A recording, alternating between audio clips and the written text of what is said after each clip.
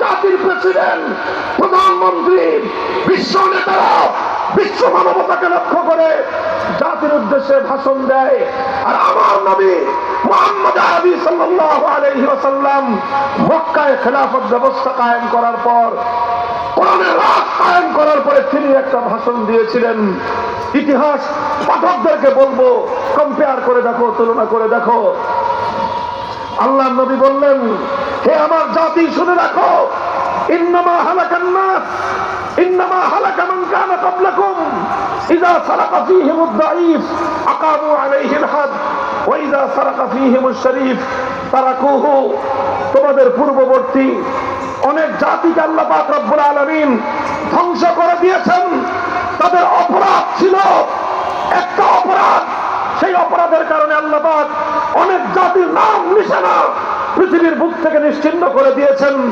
তাদের অপরাধ ছিল, তাদের মধ্যে যখন কোন প্রভাবশালী ব্যক্তি চুরি করত, অপরাধ করত, কোন প্রভাবশালী ব্যক্তি, সম্ভ্রান্ত পরিবারের কেউ, কোন সম্পদশালী মানুষ, কোন ক্ষমতাবান মানুষ, কোন মন্ত্রীর দুলাভাই, কোন এমপির শালা, কোন নেতার ভগ্নিপতি, অথবা কোন নেতার আপনজন, কোন বড় নেতা নেত্রীর সন্তান, এই জাতীয় মানুষ যখন চুরি করত, অপরাধ করত, তখন তারা নানাভাবে ঘুরিয়ে পেঁচিয়ে সেই সম্ভ্রান্ত শক্তিমান প্রভাবশালী লোকদেরকে তারা মুক্ত করে দিত।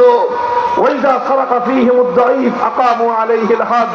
আর ওই একই অপরাধ যখন সমাজের মধ্যে কোনো দুর্বল মানুষ করত, কোন খেটে খাওয়া মেহনতি মানুষ, কৃষক, শ্রমিক, রিকশাওয়ালা, ঠেলাগাড়ি চালক, নৌকার মাঝি, রাস্তার টোকাই, এই ধরনের দুর্বল মানুষরা যখন কোনো অপরাধ করত, যেই অপরাধে মন্ত্রীর দুলাভাইয়ের বিচার হয় নাই, যেই অপরাধে এমপির শালার বিচার হয় নাই, যেই অপরাধে শিল্পপতির বিচার হয় নাই, যেই অপরাধে নেতা নেত্রীর বিচার হয় নাই, সেই অপরাধ দুর্বল, গরিব, মেহনতি মানুষ করবার পর তার উপরে আইনের শাসন 100 ভাগের জায়গায় 200 ভাগ কায়েম করা হতো। আল্লাহ নবী বললেন, যখন সমাজের মধ্যে বৈষম্য তৈরি হয়, যখন সমাজে বৈষম্য তৈরি হয়, একই অপরাধ করার পরে একজনের বিচার হয় না, আর একজন বছরের পর বছর কারাগারে অন্ধকার প্রকোষ্ঠে দিন গুজরান করে। একই অপরাধ করবার কারণে সরকারি দলের লোকদের বিচার হয় না, বিরোধী দলের লোকজন যুগের পর যুগ তাদেরকে কারাগারে অন্ধকার প্রকোষ্ঠে সাজা খাটতে হয়।